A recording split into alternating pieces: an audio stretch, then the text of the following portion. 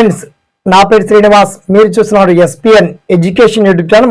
మొత్తంలో ఇవాళ ఈ వీడియోలో తెలంగాణలో అంటే గత ప్రభుత్వం ఆల్రెడీ వీఆర్ఓ వ్యవస్థను రద్దు చేసింది. మరి ఈ ప్రభుత్వం వీఆర్ఓ వ్యవస్థను ముందుగా తీసుకొస్తుంది. మొత్తానికి 10,926 ఖాళీలతో ఈ నోటిఫికేషన్ రిలీజ్ చేయబోతున్నారు.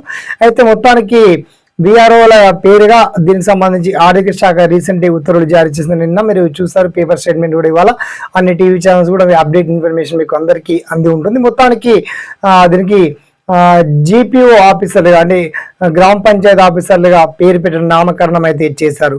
ఆ మిగతా పర్టికులర్ సెలక్షన్ ప్రాసెస్ ఎలా ఉండబోతుంది అండ్ విలేజ్ వైజ్ గా ఎక్కడెక్కడ వేకెన్సీ ఉన్నటువంటి పోస్టులు మొత్తానికి డైరెక్ట్ రిక్రూట్మెంట్ ద్వారా ఫిల్ చేస్తారా లేదా పాత వాళ్ళకి మరి ఏమైనా అవకాశం కల్పిస్తారా? ఆ పర్టికులర్ డీటెయిల్స్ మనం షార్ట్ అండ్ క్లియర్ కట్ గా తెలుసుకుందాం. ఓకేనా? So let's start our topic.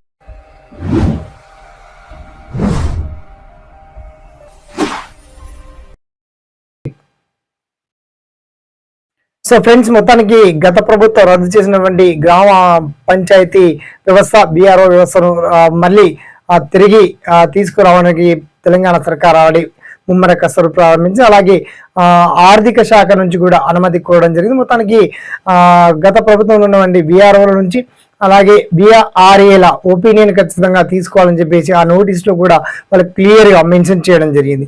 So మొత్తానికి మనకు వారం 10 రోజుల్లోపే ఈ నోటిఫికేషన్ వచ్చేలా లేదంటే ఇందులో చివరి వారం కల్లా ఈ నోటిఫికేషన్ వచ్చేలా మొత్తానికి ప్రభుత్వం కసరత్తు ప్రారంభించి మొత్తానికి ఆర్థిక శాఖ నుంచి కూడా ఒక గ్రీన్ సిగ్నల్ రావడం గుడ్ న్యూస్ అని చెప్పొచ్చు.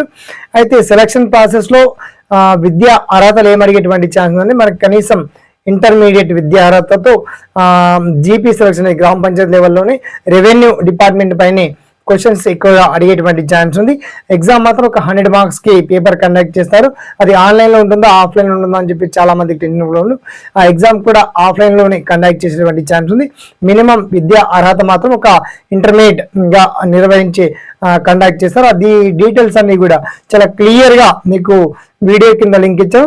ఇక నోటిఫికేషన్ రిలీజ్ అయిన రోజే మిగతా అప్లికేషన్ చివరి తేదీ, ఫస్ట్ తేదీ, లాస్ట్ తేదీ, ఎగ్జామ్ ప్యాటర్న్ అండ్ ఈ సెలక్షన్ ప్రాసెస్ లో కూడా పాత వాళ్ళ ఒపీనియన్ కూడా తీసుకోవాలి. కాబట్టి ఆ విఆర్ఓ వ్యవస్థ ఉన్నటువంటి వర్క్ చేసినటువంటి వాళ్ళు కావచ్చు, బీఆర్ఏల నుంచి కావచ్చు కొన్ని విజ్ఞప్తులు కూడా ప్రభుత్వం తీసుకోవడం జరుగుతుంది.